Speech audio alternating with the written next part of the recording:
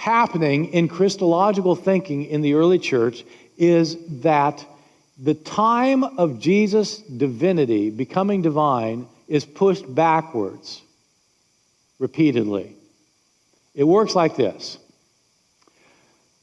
The earliest Christians, so far as we can tell, the very first Christians, like, I don't know when we're talking, like 2 weeks after Jesus' death or something. In the New Testament, of course, in the New Testament, Jesus is raised on the third day, and it's at that point that people start believing in him. In my book, something I'm not going to get into here, I explain why I think that's problematic historically. I'm not sure that on the third day people started saying Jesus got raised from the dead and taken up to heaven. I'm not sure that that's the case, but I won't go into that here. In the New Testament, that's what happens. I don't know if it's 3 days later, it was 2 weeks later, 2 months later. At some point, Christians started saying that Jesus was raised from the dead and exalted to heaven, and that's the point at which he became the Son of God. But as they thought about it more, they thought, wait a second, Jesus became the Son of God when he got resurrected? I mean, he was doing all these great things during his life. Wasn't he the Son of God then? And so Christians started saying that Jesus' exaltation was not at his resurrection, it was at his baptism at the beginning of his ministry.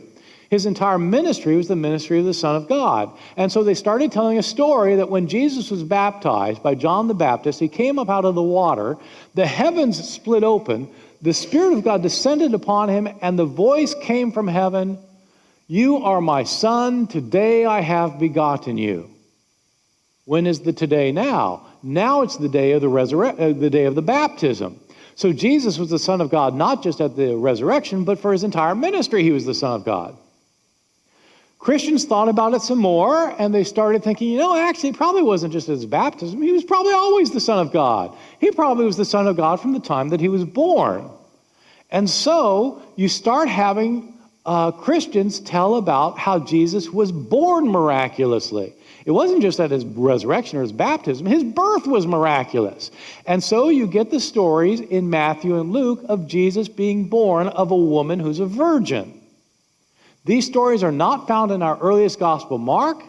They're not found or evidenced at all in the writings of Paul.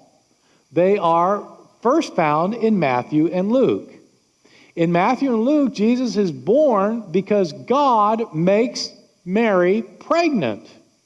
Remember, the second way that some people could be a divine human was if a divine being impregnated a mortal. That's what happens. It's most explicitly stated in the Gospel of Luke.